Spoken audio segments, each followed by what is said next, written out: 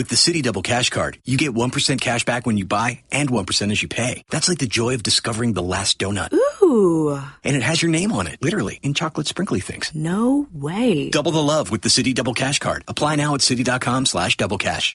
Chris, you're good? Chris? I forgot to unmute myself. Right, see, that's my point. That was awesome.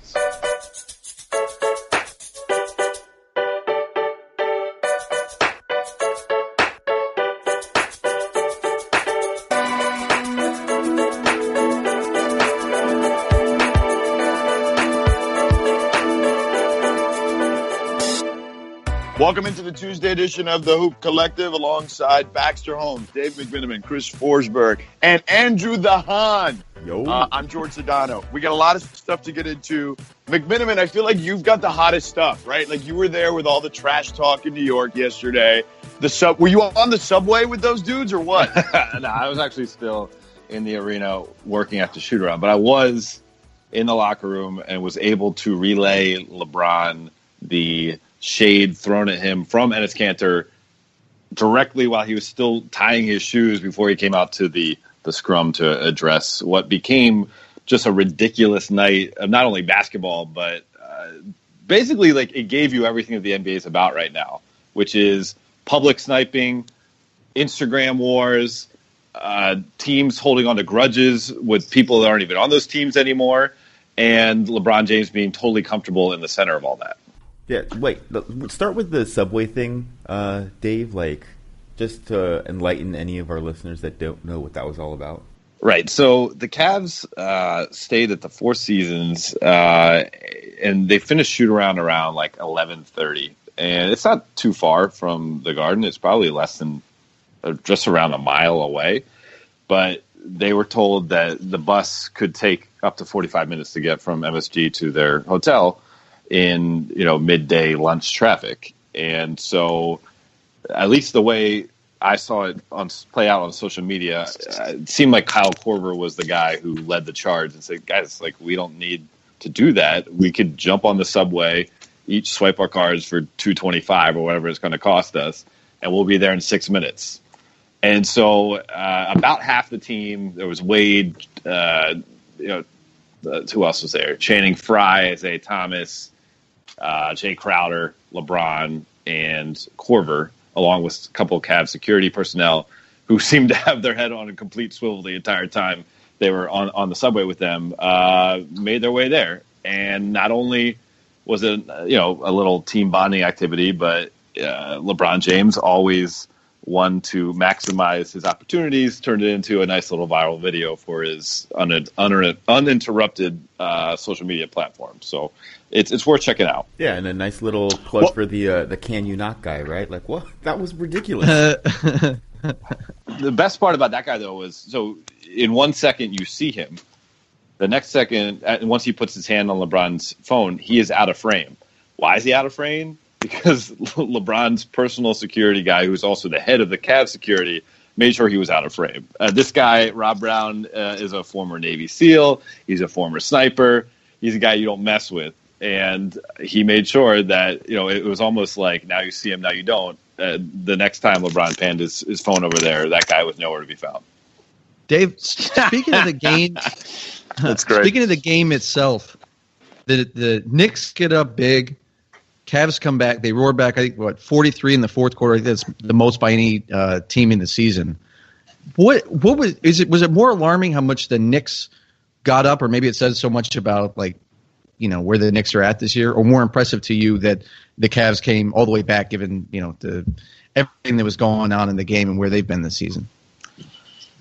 Well, the Cavs started the game, Baxter, shooting 2 for 17 from three. So I think any team that shoots that poorly when the outside shot is such a big part of today's game, you're not going to have any business being in the game. What really made the Cavs have a chance to win was the way they closed the third quarter. And, Ty Lue benched the entire starting lineup, and he went with Jetty Osman, the rookie who rarely plays, Jeff Green, Channing Frye, Dwayne Wade, and Kyle Korver. And those guys made enough plays to turn what was a 23-point deficit down to 15 headed into the fourth. And in the fourth, Kyle Korver got hot. He scored 19 points in the quarter, which is just ridiculous. 3 of his last, I think, 6 games, he's had a 13-point fourth quarter, a 20-point fourth quarter, and a 19-point fourth quarter. And LeBron played like LeBron, that put himself out there on the line and played desperate and hard enough to get that win. And so I don't think it's a good formula for the Cavs whatsoever, but I think it's another example of the Cavs showing that it's so folly at this point to try to make any grandiose judgments about who they are or how they're falling off a cliff, because 3 of their top 9 rotation players aren't playing, and Isaiah Thomas, Tristan Thompson, and Derrick Rose.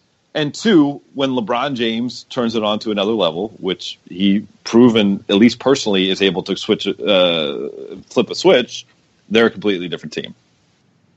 I thought the funniest thing I saw on Twitter last night was a meme of the banners at Madison Square Garden, and it says whatever conference champion, whatever. And then on one of them it says, got LeBron to play defense in November.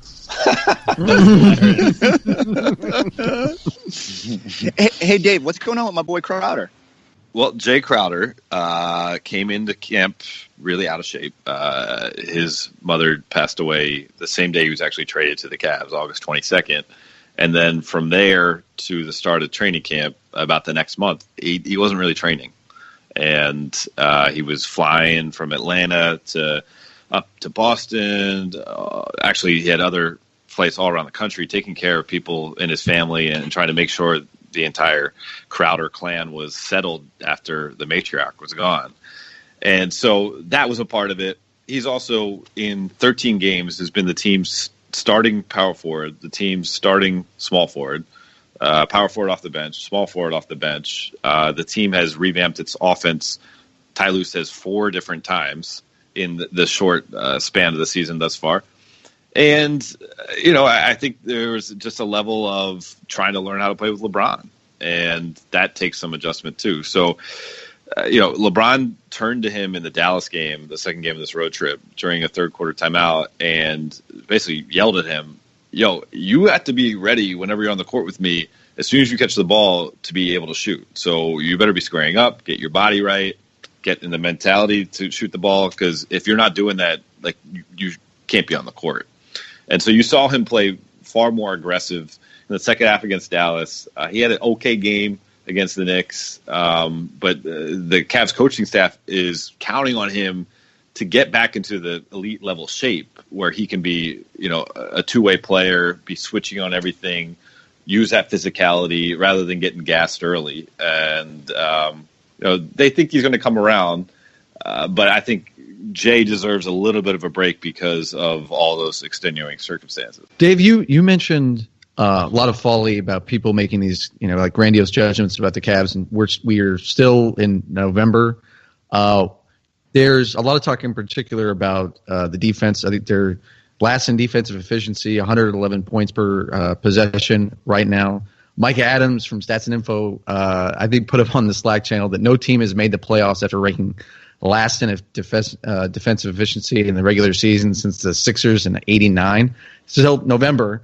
What do you make of it? Because there's always this talk of, they'll flip the switch at some point. Is anything that you're seeing now, like defensively, any look any more, I don't want to say alarming, but any more like raise your eyebrows compared to anything in the past? Or is it just a bunch of new guys acclimating, new system? I mean, there's a lot of new faces. It's still November. They know there's a long season to go and playoffs and all that to come. I think there are some parts of the roster that are just flawed defensively. Kevin Love playing the 5 is going to have problems defensively guarding the rim whenever they get Isaiah Thomas back. I mean, the fact that for a while there, they had the worst rated defense in the history of the NBA. Which is not a good thing. And the funny part about that is, so we're in Houston, and we point that out to Dwayne Wade, and he takes a second, and he's getting dressed post game. He takes a second. He says, "You know what? That's we don't worry about the stats. We just have to play hard. That's for the coach's staff to worry about." Then he proceeds to put on his sweater, and his sweater had the equivalent of like a Swarovski crystal Christmas ornament sized dangling objects attached to it. And then he walked out of the locker room. And so it was like, you can say to these guys whatever you want. You can have the analytics at hand and literally put them on a plate for them to digest. And they will be NBA players, and they will try, and they will care what they want to care about. And I thought him putting on this just ridiculous outfit, it felt like something like out of basketball, where these guys are, these pampered professionals. Now Wade's, trying to acclimate himself just like everybody else, but those aren't the type of things that are going to get their goat. What will, I think, grab their attention is when LeBron chooses to press the urgency button on them. And for a guy who's made it to 7 straight finals and is trying to manage his body and manage his mind to try to get to an 8th, I don't think he's in any rush to do that. And so until that happens, I don't think we'll really see the true version of what this Cavs team will be. Chris, how do the Celtics, I mean, from an outside vantage point, it feels like the Celtics feel very smug about their position right now. How would you characterize that?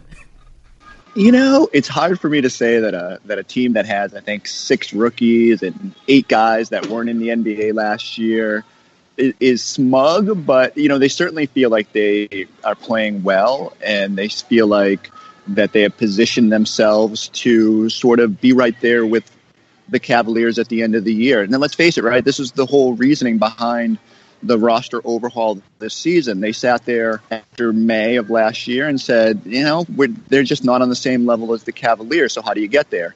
You go get Kyrie, you go get Gordon Hayward, and you kind of retool the roster, only 4 guys back. But, you lose Hayward there on opening night, and things get weird, but it sort of galvanized them a little bit and gave them sort of a reason to come together. Like, how that works, right? Like you get all these new pieces, and how do you bring them all together? As Dave was just talking about, like Crowder's still trying to find his way in Cleveland. Well, I think a lot of the Celtics guys are looking around like, how do we make this work?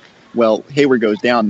They had no choice, but like guys had to step up. Guys were not in the league. Shane Larkin was overseas, and Daniel Tice was overseas, and they got Jason Tatum thrown into the starting lineup, and all these guys just sort of had to step up. And it's been wild to see, like, every night they just sort of find a different way to win, and it doesn't matter who's out or, like, who they don't have on the floor.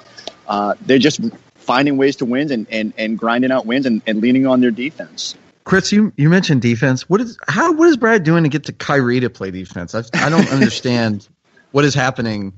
What is going on? So the way Kyrie explains it is that when he came to Boston, he sits down with Brad, which he was already late to that meeting because he put, I think, diesel gas in his Jeep and didn't know that someone had switched out the engines in his car. So he ended up breaking down. What an NBA problem to have. Yeah, exactly. So, but think about it. You're Kyrie, and like, listen, as big of a star as you are, you're on your first trip to go meet with Brad Stevens and your new team and sit down and kind of discuss how this is all going to work. And your car breaks down outside of Bentley University in Waltham. You actually had to call the equipment guy and get a ride over in the rain. And all these college students are rushing out. They don't even know it's Kyrie, and they're offering to help him. So he shows up late, and Brad's, of course, understands. But he gives him a tape, and he says, listen, these are our defensive philosophies. This is how we play defense. All we're going to ask is for you to be in the right spots, at all times. And if you're in the right spots, you got enough individual talent, it'll translate. And there's definitely more, I would say, into it. I would say there's definitely an effort level that maybe wasn't there at all times in Cleveland. But he's just trusting the sort of the philosophy that Brad's got, and that if he is in the right spots, he's going to get his steals, and he's got Al Horford behind him to sort of mask a lot of the guys that get by him. So it doesn't make a lot of sense when you look. And Kyrie's, his defensive rating, something like 106.1 or something for his career, and it's down at 95, 96 this season. Insane. Yeah. I go back to it. It's Brad Stevens, who actually I got to tell you. So in my quest to find a quiet spot, I ducked into a random hotel, and it's the Celtics team hotel.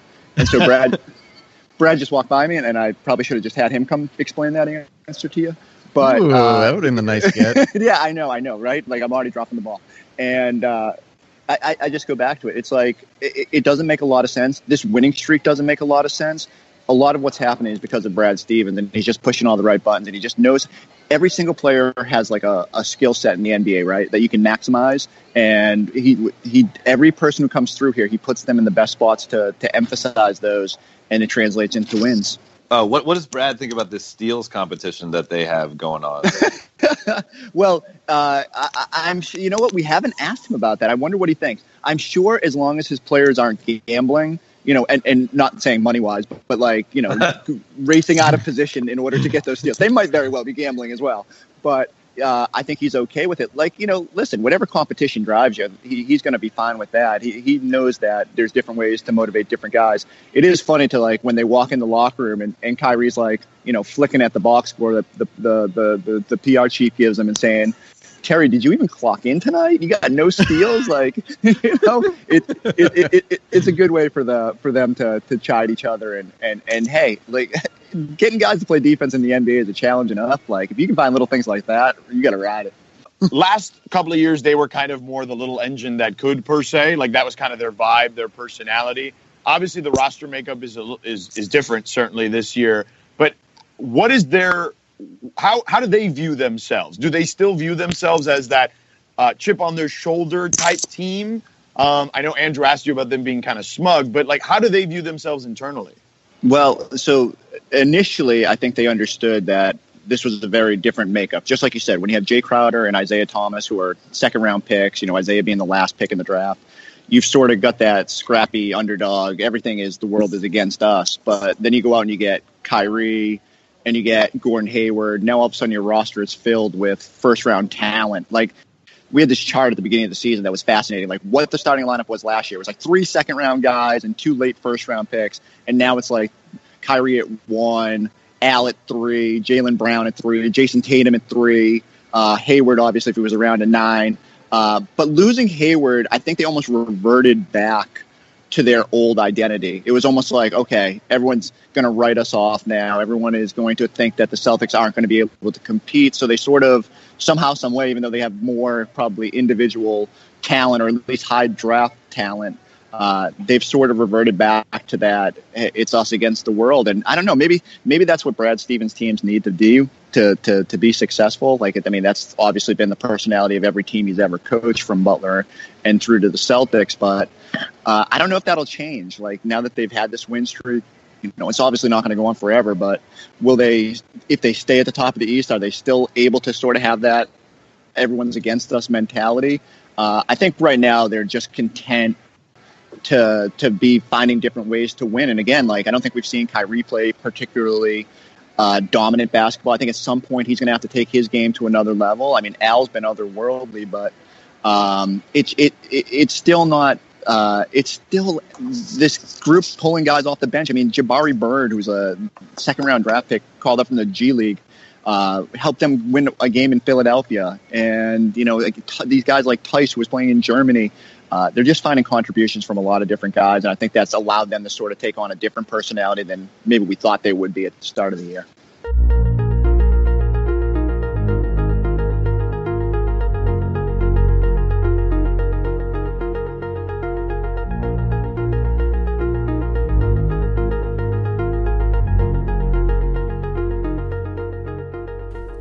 I have a quick tangent that maybe I'll cut, but now I sort of am curious because Forsberg mentioned the G League, which I think is a ridiculous name. George, how much money would someone have to pay you to, like, change your name to include an endorsement? As in, like, I don't know, George Kellogg's Sedano or something like that? Right. Oh, man, I can be bought, man. You don't have to mess with me. Like, I mean, I got a price. I believe in the old WWF wrestler, the $1 Million Man, Ted DiBiase's, thought process of every man's got a price. I mean, it would clearly, I would go like 7-8 figures. At least I'd try. But, you know, it probably isn't worth that much. But I would shoot high, man. You know what I mean? Like, you know, why not? For an annual rate, are you saying? Is that renewable? Well, no, 7, 8 I would figure? do like a long-term deal, right? Like that's Okay. kind of the way it works. Like you try to do like almost like a stadium or arena naming rights, right? Like you do it for like 5 years and then kind of go from there. Right. The $1 Million Man once had this skit on WWF programming where he brought a kid up and said if he could dribble a basketball 10 times, he'd give him like $100. And the kid got to 9, and then he kicked it away. Yeah, he kicked the ball. Yeah, I remember that. Yeah. for preteen Forsberg, this was like soul crushing. I was like, I felt so bad for the kid, and I didn't understand it. And I thought Ted DiBiase was the meanest person in the world for doing that. So I just thought that was a way to tie together $1 Million Man in basketball. Oh my God, he's amazing.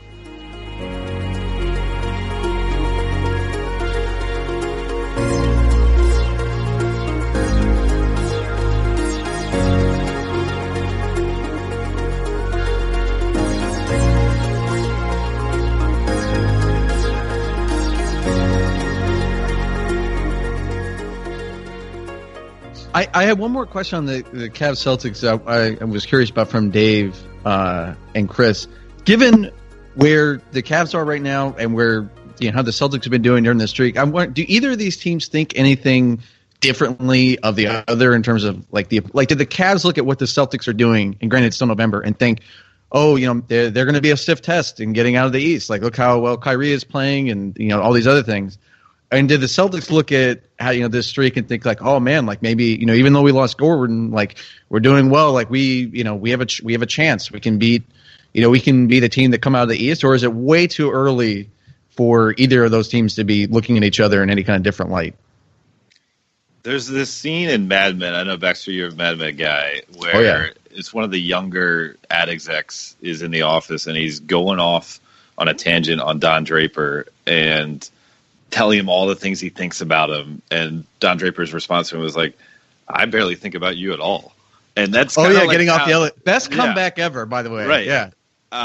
That's kind of like the Cavs with the Celtics. Like the Celtics have this 12-game winning streak, and they can get all fired up that they have the best coach in the Eastern Conference, or whatever they want to say. Kyrie Irving has found another level of defense now that he's freed from the shackles of LeBron James. The Cavs are concerned about themselves, and what they've learned about themselves the last several seasons is that when it matters in April through June, generally they have their game where it should be. So I don't think there's too much concern looking in the box scores, looking at the standings every morning. They're going to get up for those matchups with the Celtics during the regular season because there are people in that locker room that want to show Kyrie Irving up after the way he, decided to go about his business this past summer. But I don't think it's going to be something where the Cavs consider them, a contender or a rival or anything at that level. And I think from a Celtics perspective, if they know perfectly well that the Cavaliers they do this every year, right? It's either at the beginning of the year, end of the year, whenever they downshift. Like when LeBron wants to go to another level, they'll be there. And I think everyone knows that end of the year, Eastern Conference goes through Cleveland. So I don't think they look at that and kind of get excited or anything. I don't even think they're really, honestly, and I don't know if this is like the national perspective, but I don't even think they're very content with what they've done. I think they're excited that they put together this winning streak and they found something to bring them together after losing Gordon Hayward. But I also think that Brad Stevens sits there and tells them every day, they could have lost half of these games. They've been ugly games. Boston's offense has been terrible at times. They're kind of fortunate to be 12-2. And so I think it's just as easy for the Celtics to sort of have that motivation, you haven't proven anything yet. And don't get too content. I'm sure Brad Stevens sits there and tells that to his team every day. You know what's interesting about that is, look, I look at it, and I think you guys kind of described it, right? Like the Cavs look at the Celtics like, all right, that's cute. We'll be here when it matters. And I just think that they've taken this approach of just kind of like the regular season doesn't matter at all. It's interesting because Wade is on that team, and he played with Shaq, who had that approach. McMiniman, you were out in LA for a long time. You know how much Kobe hated that approach. Mm-hmm. And I feel like that's kind of what the Cavs are doing. And it shows not only kind of on the court at times, but sometimes off the court, whether it's the subway thing or maybe some of the stuff you end up seeing on the road.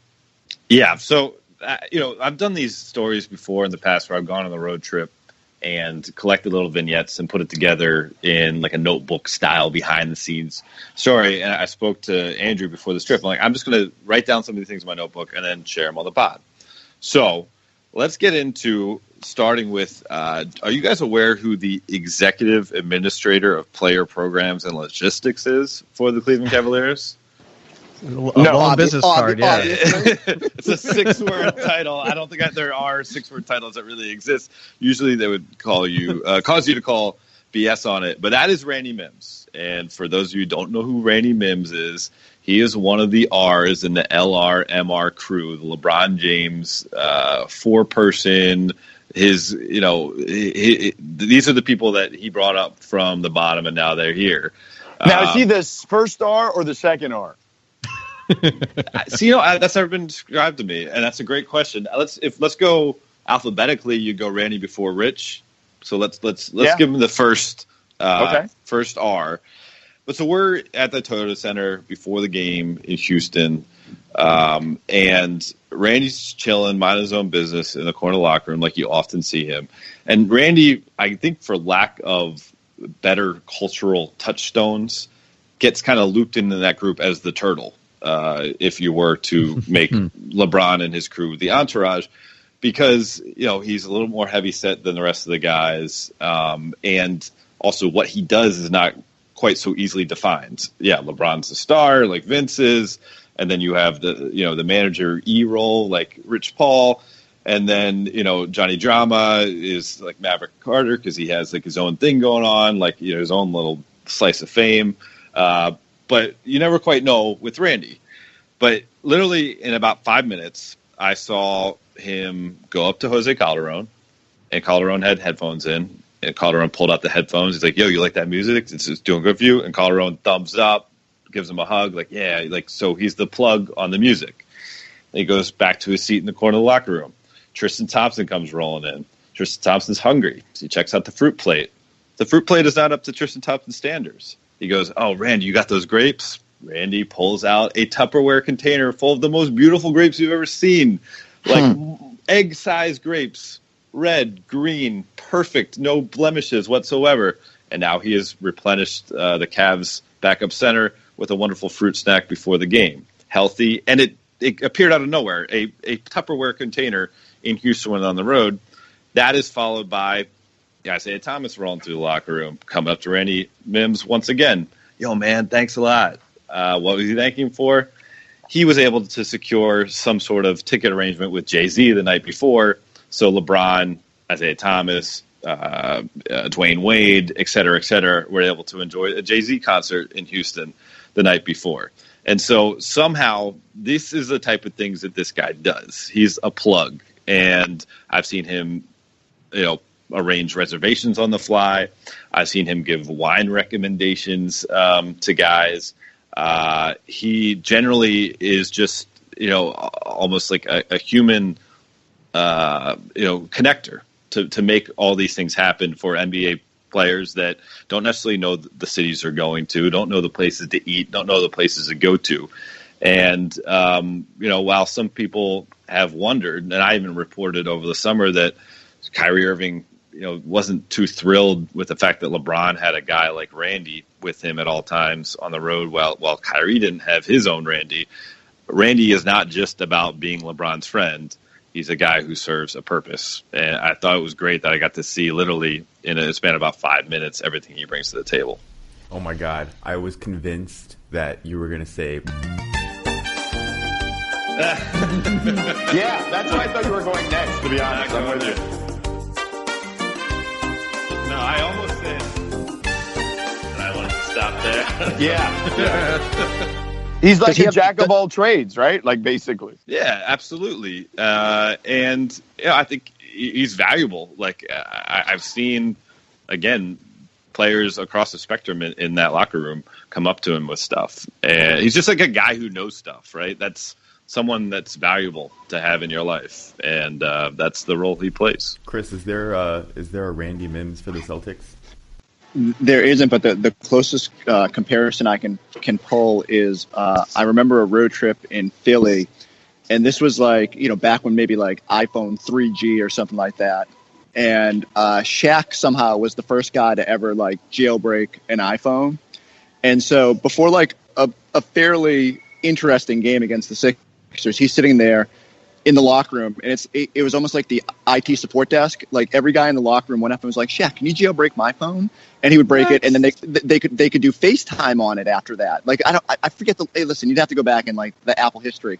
But yeah, like Shaq was the sort of dude who could, if you had an issue, and listen, he played, I think, was 36 games for the Celtics that year, but he was their guy. Like he could hook up anything, and anybody needed something, they would do that. I think Rondo was the same way. He was the guy who was on 2 phones after a game, like making sure like the underage Celtics could get into the after party and all that. So it was more the players. They didn't have a designated guy they could go to. Shaq, tech savant. Yeah, man, he could do, and he's a sheriff and an actor, rapper. Yeah, man, that guy is versatile.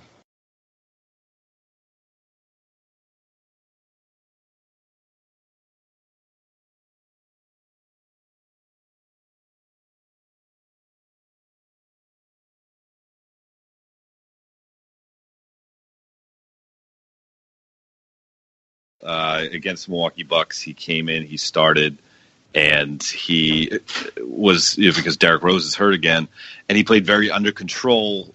This is the type of things you aren't used to seeing from Iman Shumpert. Totally within his game, not turning the ball over, playing hard defense, and the shots he took were shots he could make. Just so happened, though, the first shot he took and made was a straight-on pull-up jump shot that he banked in, which is no one intends to bank in that shot. You have to be at an angle to bank in that shot. Of course, though, they're reviewing the tape, and Iman Shumpert is swearing by all things that are holy that he intended to bank that shot in. So then Isaiah Thomas comes over to watch the clip. Nah, you're crazy. Dwayne Wade comes over to watch the clip. You're crazy. Kevin Love. So now there's 7 or 8 players at one point all gathered around Phil Handy's laptop in the middle of the Toyota Center court during shoot-around. And Iman's like, oh, no, play it again. And now this is his final chance to explain to the group exactly what he was thinking as they watch the clip in slow motion. They watch it. They see it. They all call BS and all throw their hands up and just are laughing hysterically like, who are we dealing with here? And Iman Shumpert just looks so crestfallen and puzzled. And how could these guys not believe me? I thought it was a kind of a good snapshot of one, that I guess the confidence that Iman Shumpert has in himself, but 2, perhaps the lack of self-awareness that he has at the same time. Well, is he? Where would you rank him on like the all self-awareness or lack of self-awareness team, like the irrational confidence team? Like was Dion Waiters there when you first arrived? Yeah, he was still there, right? Yeah. He's on that team right. For sure. Like he's definitely on that team. He's like irrational confidence all-star. Right.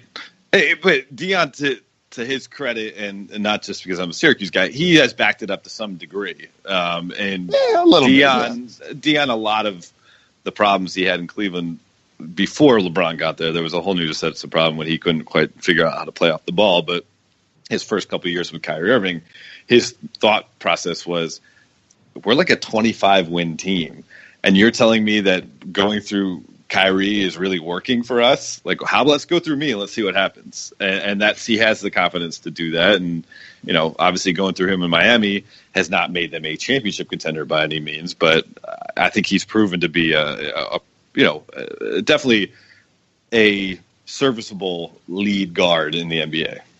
Kobe Wade, man. That's his nickname. Or his nickname he gave himself at Syracuse. Yes. Yeah, Mario, I mean, there's a lot of guys on that list, though, right? Like, if you had to go through the irrational confidence team, like, I mean, who's that guy on the Celtics that you've covered? Forsberg or Baxter, maybe on the Lakers over the years that you've covered? Oh, man. I think I know Baxter's answer. Swaggy? There you go. Oh, Swaggy P, for sure. Yeah. I mean, oh my God, it was a joy to be around him and see somebody who, I mean, even one of his first games with Golden State where he went off in the first half, some people were kind of digging up one of his old quotes with the Lakers where, he said something like, I told, Kobe was looking a little tired, so I told him, take a seat, old man, I got this, or something like that. And that was the kind of things he'd say, and he'd played all. I mean, look, and there's also that famous GIF of him where he shot it, and thought it was going in, turn around to celebrate, and the ball rimmed out, which is one of the all-time NBA gifs. So, swag is on another level. Yeah. Did you? Are your team GIF? Yes, I'm Team GIF. Isn't it called GIF? I mean, I think it is, but I don't know. I like the hard G. I like a GIF. I thought it was GIF for a long time, but everyone keeps correcting me, so I've just dealt with it at this point. Chris, come over to the light side. You're on the dark side. I'm not. But I will say this: my mom used to think that LOL meant lots of love, so she would send. Of course.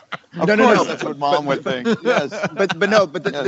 Then this went bad because like someone had a death in the family. And she's like, really thinking about you at this time. LOL. Wow, that's the straight Curb Your Enthusiasm plot twist right there. Yes. Yeah. Oh my God, that's fantastic. So we had to reel her in a little bit. So I don't know. These things can throw people off. All right, I guess we're done here. Han, do you have anything else that you want to bestow upon us, or are we done? Wait, are you actually, have you already gone? We're on the air. I want you to talk. Yes.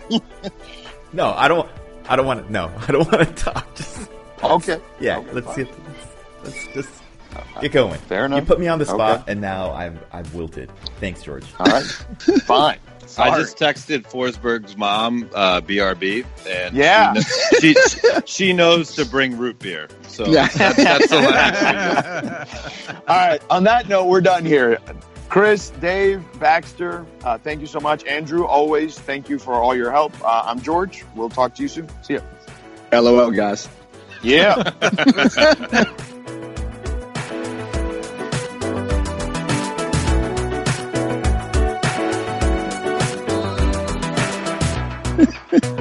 My poor mom is going to be so embarrassed. Oh, well. KB and KP starts right now.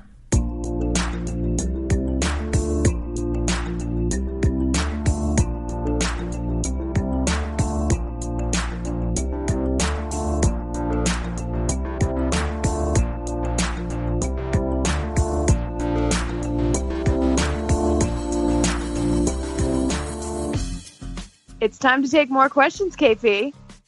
What's up, KB? Oh, nothing. Just hanging out. How about you?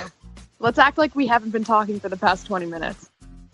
Yeah, that's always the best part of this is acting like it's just completely coming in fresh. Well, no one's saying that you guys have to act like you haven't been talking for 20 minutes. It's just this is when we're going to start airing it. So just let me get over my secondhand embarrassment the way that I feel like I should get over it. We have a couple good ones. People are a little late to the game today. Thanks a lot, people. But let me pull one up here. Let's talk about Mocker, not Maker? I don't know, because it seems like Maker is like the correct pronunciation of it. But then I was listening to the Bucks broadcast the other night, and they were calling him Maker, so maybe he's okay with that. Also, on the ESPN broadcast of the Bucks game last Friday, I believe that was Ryan Rocco who was working the game, said that Giannis had basically said, like, Antetokounmpo or Antetokounmpo, like one of them is the Nigerian pronunciation, one of them is, how it's pronounced in the U.S. Like, I'm okay with either of them. So I didn't even hear a difference. Well, Antetokounmpo or Kumpo? No, Antetokounmpo or Antetokounmpo. Right. N or D. Right. So you're suggesting that Mocker is the Nigerian. Wait, is Thon even Nigerian? I have no idea. He's from the South Sudan. So Mocker is the Sudanese pronunciation, and we just bastardized it and said Maker. This happened. There was a player who was with the Storm when I worked for the Storm who was from Belgium, and her name was actually pronounced Anne Wouters, but because it was spelled Wauters, like just everyone in the U.S. automatically called her Waters. And I asked her about that same thing, and she was like, "You know what? I don't care anymore." Should we actually talk about Thon Maker? Yeah. So I read Jason Kidd was talking about him, enduring, his talking about his added weight, right, and how he is able to endure the banging inside and preventing him from being pushed around, et cetera, et cetera. And later on in this article, Thon talks about his ability to do pull-ups now and how much weight he's gained and his added muscle. And he said during the strength workouts in May, Thon gave himself no recovery days, no ice baths, no ibuprofen. He lived with the soreness intentionally so that as to train his body to heal itself without any aid. And I wanted to ask you, KP, is this the type of thing where like hunger strikes were a novelty, right? But the exponent they found was rather clumsy. Is this the same thing? Or does this actually have purpose? I don't know. That's an interesting. I've never heard of that. It makes me think I was watching the 30 for 30 on Ric Flair last night, and about how they had to basically train themselves to hit the ropes and to hit the ring, and like for 6 weeks their bodies couldn't deal with it, and then all of a sudden they started to acclimate to it. I don't know if this is at all similar to that, but that's what it made me think of. Huh. Interesting. So I guess we'll find out if this is good for you, Thon. I don't know. I don't know how I feel about it. No ice baths even? I mean, that seems kind of ridiculous. Like, I can understand kind of like living without ibuprofen or like just toning down the Advil, but like not recovering on purpose? That seems clumsy. Right. The part of it that's actually, naturally recovering, I think probably, you want to keep that in the routine. I mean, to the original question, I don't know. It's interesting. His shooting stats like seem to mostly be down for probably fluky reasons, but his other stats are down pretty much across the board too. He's using fewer plays, he's blocking fewer shots. His defensive rebound rate is down, although that might be, just having better rebounders around him. I mean, it's still only a couple of weeks, and I think one thing that often comes up, like people tend to think like progress for young players is like this linear thing. Like this year you're 1, and next year you're going to be a 2, and then you're going to be a 3. Like, no, it really is kind of just random, and then we after the fact assign it some sort of cohesive narrative. So I'm not too worried. You're not worried about Thon. Me neither. I like him a lot. I have big hopes for him. I mean, I think they kind of need him to be good to get where they want to go. Sure, you could say that about him on any team. Where do they want to go this year, KP? Well, Disneyland. Nice corporate synergy there, KP. Thank you. I mean, I think if they won a playoff series, that probably would be, all by itself enough to be a positive season, even with the addition of Bledsoe. Do other people disagree with that? No. I sort of want to pick them to win the East. But what? I'm noted Bledsoe enthusiast, so I don't know. Noted Bledsoe. Please put that on your Twitter bio. I was just gonna say that, or your Tinder bio. Well, swipe right if you love Eric Bledsoe.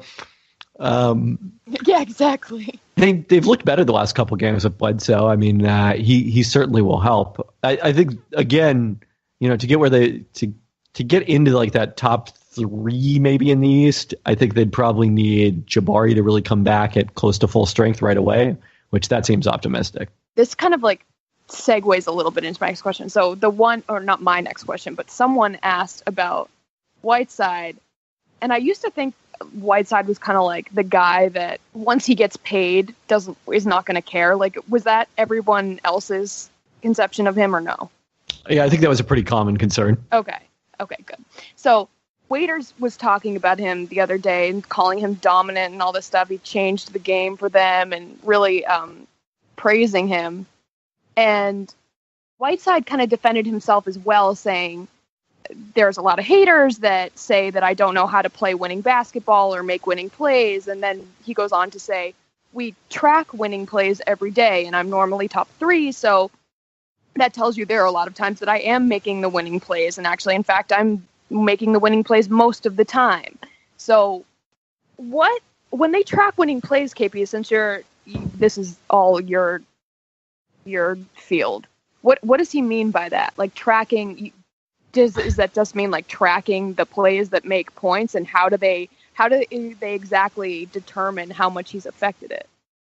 I mean, I don't know what the Heat are doing specifically. That sounds like something that their coaching staff has developed. I would guess that it's probably tracking, taking charges, that sort of thing, in addition to maybe some of the box score stats that clearly are like, non-scoring helpful plays. I mean, right. Maybe it could be something like boxing out. It's interesting. I mean, I heard our old colleague Tom Haberster going in a bit on Whiteside last week about how, he was the biggest Whiteside.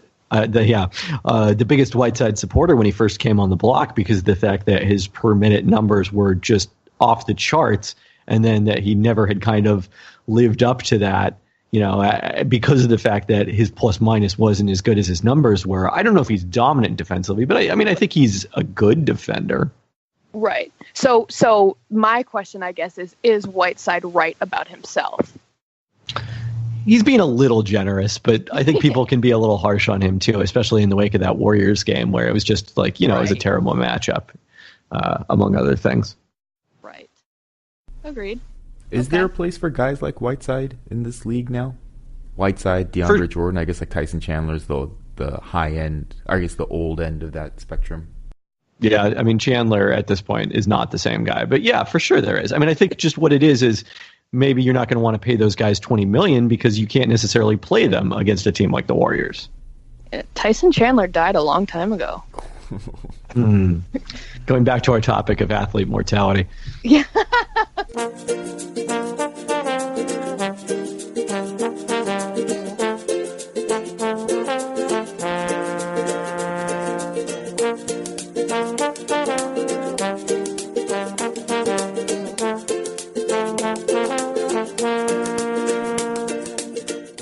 All right, so this isn't actually a question, but I wanted to mention it.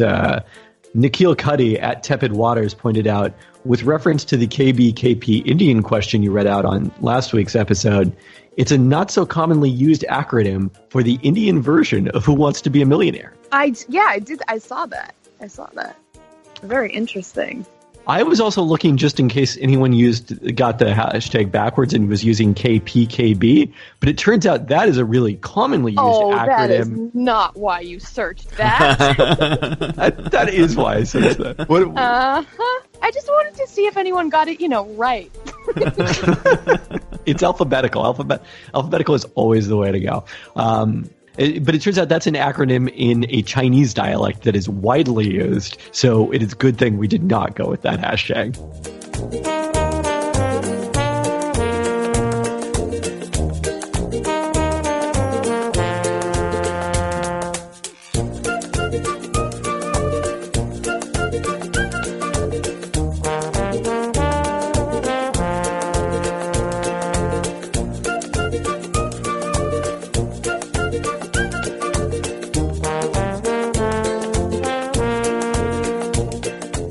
All right. This is, I think, the best question we possibly could have gotten. Kenneth Gonzalez asks, assuming their writing translates to basketball skills, which position would the following authors play and why? Camus, Dostoevsky, Ralph Ellison, Margaret Atwood, William Shakespeare. This is real tough. Shakespeare's got to be point.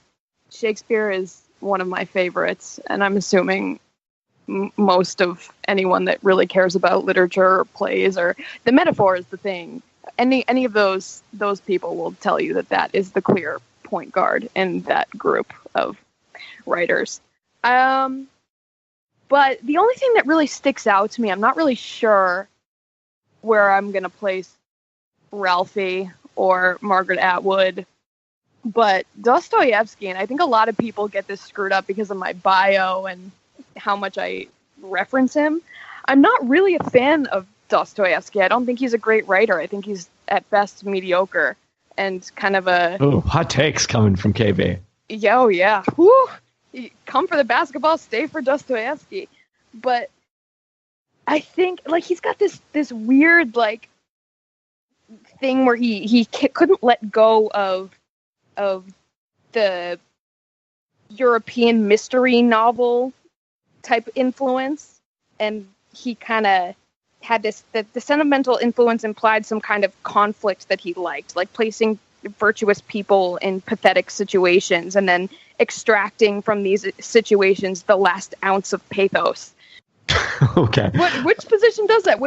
Or a position that if we're saying that they extract pathos, then what position corresponds to making the other player evoke pity from the audience?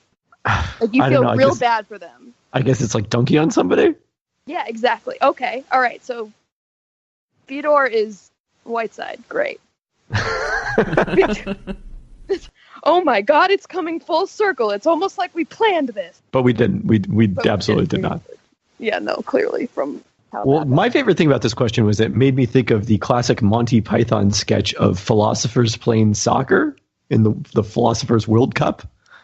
Is anyone else familiar with that? It's pretty funny. Yeah, you should check that out. We'll have to tweet out the link to that one. At TeamR8 asked, what is the best way to keep score in playing pickup hoops? 1s and 2s or 2s and 3s, or if you have a better way of not giving so much value to the three-pointer? So I think the answer to this question depends on whether you shoot a lot of threes or not. If you are someone who shoots a lot of threes, obviously you want to play 1s and 2s.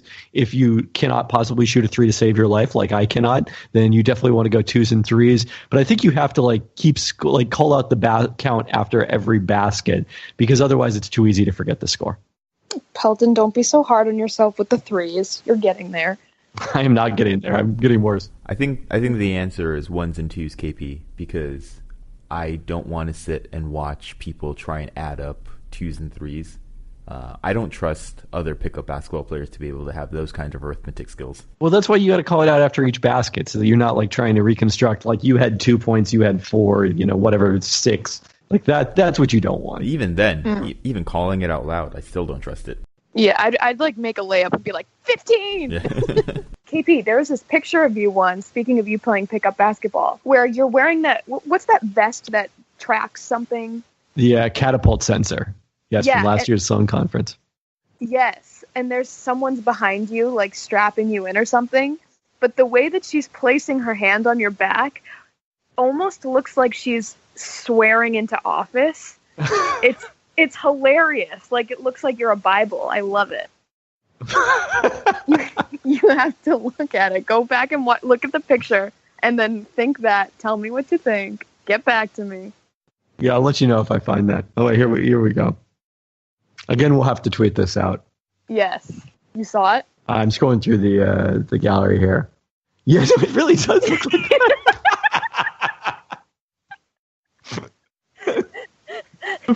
Oh, she's like Kevin Pelton, Human Bible. Yeah. Oh, and so moral too. I love Human Bible. That's your Twitter bio and your Twitter bio. That's gonna get all the swipes. Let's see. Do we want to take any more questions here? Art Vandalay asks, does benching Roberson in favor of starting Jeremy Grant for the Thunder make sense? Roberson has never made sense to me starting, but I don't know if I'm alone in that. But how does Jeremy Grant make any more sense? Isn't he more or less the same player? He's a little better offensively. I mean, Roberson, this year has been a real struggle for Oklahoma City offensively with him on the court. There's another name that people say two ways. I've heard it Roberson many times. Well, because it looks like Roberson, but that one is pronounced Roberson. So I'm right. Yeah, I mean, there was a player named Anthony Roberson who was in the league whose name was spelled exactly the same way, and his was pronounced Roberson, and Andre is pronounced Roberson.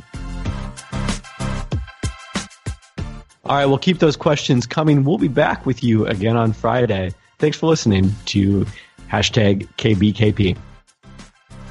Cheers.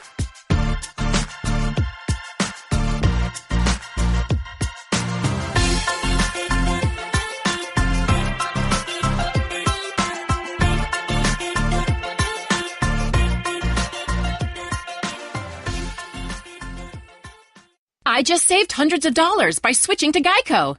I've never felt more alive. Disclaimer. Geico cannot guarantee you will feel more alive. You either possess functioning respiratory and circulatory systems, or you do not, or you are a zombie. If you are indeed a brain-starved zombie and you would like to save money on car insurance, the Geico legal team applauds your excellent life choices, even in your shambling afterlife. But we strongly encourage you to visit Geico.com or download the Geico app. Please stay a minimum of 500 feet away from our large and presumably delicious, delicious brains. Geico. 15 minutes could save you 15% or more.